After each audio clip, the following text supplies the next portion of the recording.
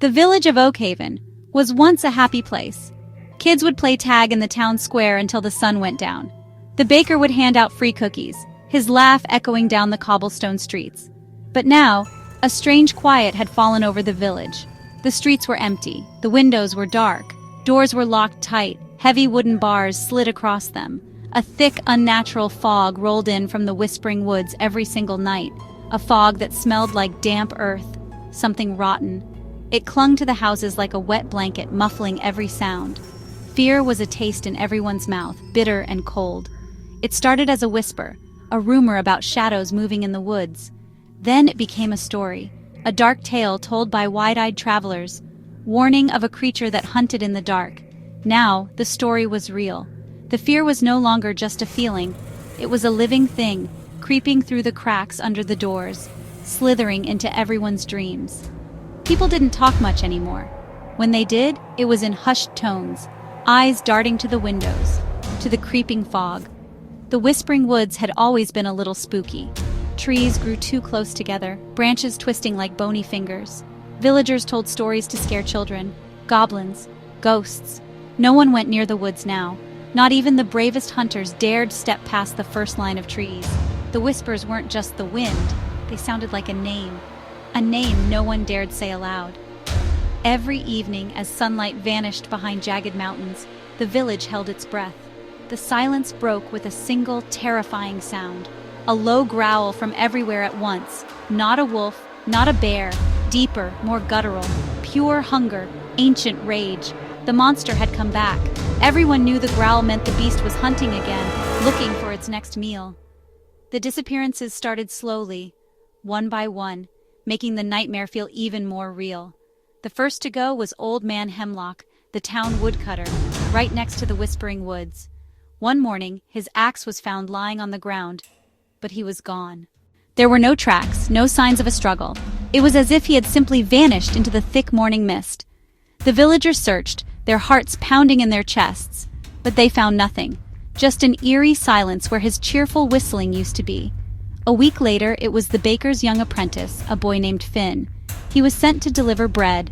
He never made it. His basket was found overturned, the loaves scattered. Again, there was no trace of him. People started to panic. They locked their doors even earlier. No one went out after the sun began to set. The happy village of Oakhaven was turning into a prison, and everyone inside was a prisoner of their own fear, waiting and listening. Then, 2 guards who were patrolling the village walls disappeared in the middle of the night. One moment they were there, their lanterns casting flickering pools of light, and the next, they were gone. Only a smashed lantern, its light extinguished. The fear grew into full-blown terror. The monster wasn't just taking people from the edge of the woods, it was getting bolder, coming into the heart of the village, moving like a ghost, taking whoever it wanted. The list of the missing grew longer. A seamstress, a farmer, a stable boy. With each person that vanished, a house went dark forever. The village felt emptier, colder. The faces of the remaining villagers were pale and drawn, their eyes filled with a sleepless dread. They looked at each other and wondered who would be next. The monster was picking them off, one by one, like a child picking berries from a bush, and there was nothing anyone could do to stop it. Deep in the darkest part of the Whispering Woods, the monster let out a low growl of frustration. It was a creature of shadow and bone, eyes that glowed like hot coals, claws as sharp as daggers. Long ago, it had been a powerful entity, but it had been defeated, its power sealed away, left weak and starving. It had slept for 100 years. Now it was awake again, its hunger a raging fire in its belly.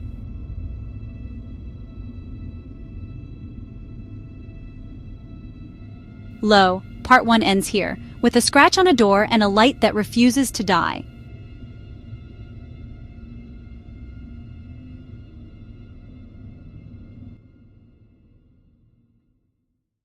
It had to feed. It had to get its power back.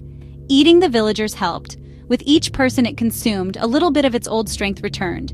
It could move faster, become quieter, blend into the shadows more perfectly. The fear that choked the village was like a delicious appetizer. The monster savored the terror, letting it build day by day. The more afraid the villagers were, the more power it could draw.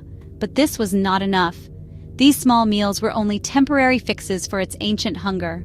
What the monster truly craved was a special kind of power, a pure, radiant energy it had tasted only once before, long ago. It was the power that had defeated it, the opposite of its own dark nature. The legends called it the power of God, a light so bright it could burn shadows to ash. If it could consume the source of that power, it would regain its former strength. It would become unstoppable, a god of darkness. The world plunged into endless night, and so it hunted with a purpose.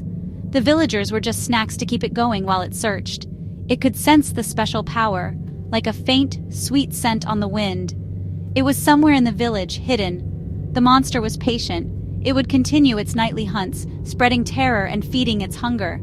It was getting closer to its real prize. It could feel the light, a tiny spark hidden among the terrified people, a spark it intended to find and extinguish forever.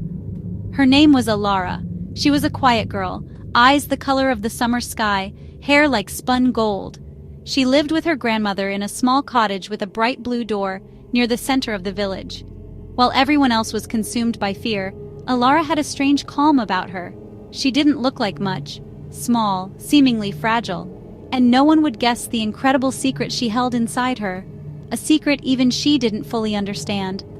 Since she was a little girl, strange things happened around Alara. When she was sad, the flowers in her grandmother's garden would wilt. When she was happy, they would bloom overnight, even in the wrong season. Sometimes, when she was scared, a soft, warm light would glow from the palms of her hands. "Your light is special, child," she would whisper, her voice trembling. "It is a gift, but there are things in the darkness that would do anything to possess it. You must never show anyone." But as the monster's terror grew, it became harder to control. Every time she heard the nightly growl, she could feel the power inside her stir. It wanted to fight back against the darkness, like a little sun trapped inside her chest, pulsing with warmth and a fierce, protective energy. She was the special girl the monster was looking for. She had the power of God. She knew the monster was getting closer. She could feel its cold, dark presence like a stain spreading across the village. It seemed to be drawn to her. The whispers in the woods sometimes sounded like her name. The fog pressed more heavily against her cottage than any other. Alara was terrified, but she also felt a strange sense of purpose. She was the light in the darkness, and she was beginning to realize that she might be the only one who could stop the nightmare. Tonight, the fog was thicker than ever. It was a solid wall of gray, pressing against the windows of Alara's cottage. The silence in the village was absolute, a heavy, suffocating blanket of dread. Even the monster's usual nightly growl was absent, which was, honestly, somehow even more terrifying. The silence stretched on, making every creak of the old cottage sound like a gunshot. Alara sat by the fireplace, her grandmother asleep in her rocking chair, a knitted shawl clutched in her hands. Alara held her own hands tightly in her lap, trying to keep the light from showing. She could feel it, a coldness that had nothing to do with the autumn night, a deep, penetrating chill that seeped through the wooden walls and settled in her bones. The monster was close. She knew it, not just in the village, but right outside.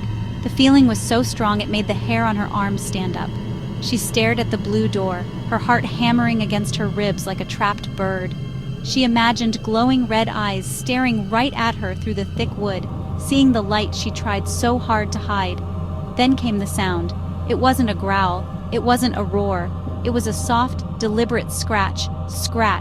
It came from the front door. It was the sound of a long, sharp claw dragging slowly across the wood, testing it. Alara froze, her breath catching in her throat. Her grandmother's eyes snapped open, wide with terror. The scratching stopped, followed by a long silence. Alara prayed it had gone away. She prayed it was just a branch, the wind, anything but the monster. But then, a low, guttural voice like stones grinding together whispered from the other side of the door, a voice that seemed to slither through the keyhole, a voice that knew her. "I can smell your light." It rasped, the words drawn out and filled with a terrible ancient hunger. A new set of scratches appeared on the door, deeper this time, splintering the wood. The beast was here. It had found her. And the only thing standing between her and the monster was a simple blue door, low. Part 1 ends here with a scratch on a door and a light that refuses to die.